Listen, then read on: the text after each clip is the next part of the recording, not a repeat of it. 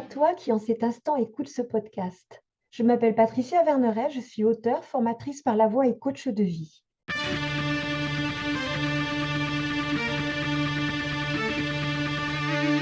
Je t'accompagne avec une pensée du jour sans aucune vérité absolue, mais des invitations. À quoi? À écouter la vie en toi qui veut s'exprimer et t'aider à passer à la suite de ton histoire. Se connaître, c'est renaître. Travail sur soi, je n'aime pas cette expression. Pourtant, une personne m'a permis de la voir autrement sous forme de métaphore. Merci à elle. Voici la métaphore. Un sculpteur travaille la terre glaise. Au début, elle est compacte, dure. Elle demande de la force dans les mains. Le corps est sollicité pour apporter plus de force. Il ajoute de l'eau et malaxe encore et encore. Voilà qui demande toujours une énergie de fou tant la glaise est encore difficilement malléable. Il alterne ajout d'eau et malaxage. Petit à petit, la matière brute s'assouplit. Elle se fait plus douce sous les doigts. Elle demande de moins en moins d'efforts. Alors les gestes se font plus nuancés et les doigts peuvent commencer à modeler la forme que le sculpteur a rêvé, décidé, projeté, ou celle qui apparaîtra au fur et à mesure que son intuition va guider ses mains. Alors tu vois, toi qui écoutes, conscience et connaissance de soi, c'est l'art de sculpter sa réalité. Est-ce que tu vois où je veux en venir? Nous pouvons transposer cette métaphore sur nous-mêmes, en rapport à soi avec un grand S, tout autant que dans le rêve d'un projet. Au début, cela demande une énergie forte sous forme de questionnement, de recherche et d'exploration et de temps passé. Nous avons la caboche dure comme de la glaise. Notre dimension émotionnelle est sauvage. Notre corps nous parle seulement quand il a mal. Notre intuition est ensevelie sous les doutes et le manque de confiance. La voix intérieure murmure et on ne l'entend pas. De détour en impasse, de virage serré en demi-tour forcé, le chemin s'avère escarpé, montagneux et plein de ronces. Parfois, nous avons envie de renoncer, mais l'on sent bien qu'il se passe quelque chose. Petit à petit, nos muscles nous permettent des prouesses inattendues. Le souffle se fait aidant, les nuages sont de plus en plus rares.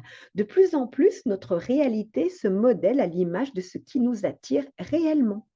Nous savons reconnaître ce qui nous convient et dire non à ce qui ne nous convient pas. Là où l'univers semblait sourd, il répond et nous l'entendons. La voix intérieure se fait claire.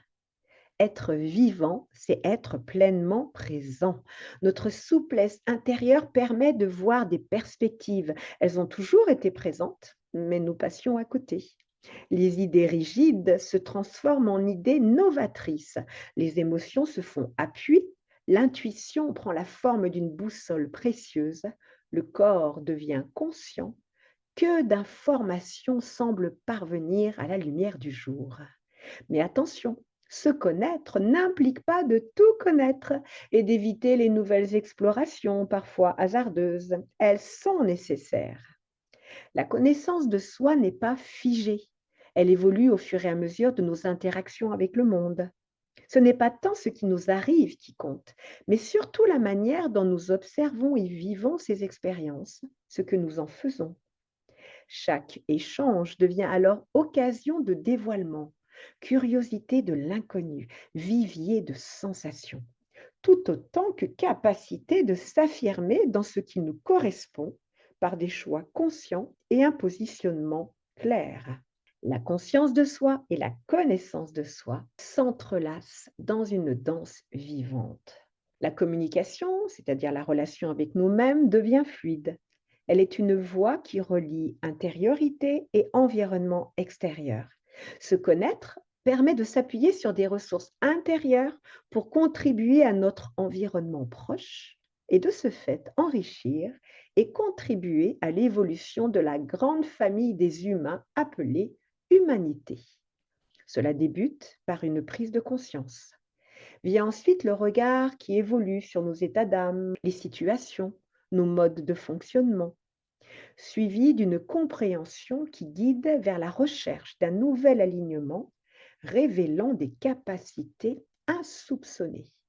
Viennent alors des actes posés différemment, totalement en harmonie avec nos aspirations profondes. Et nos mots prennent vie autrement.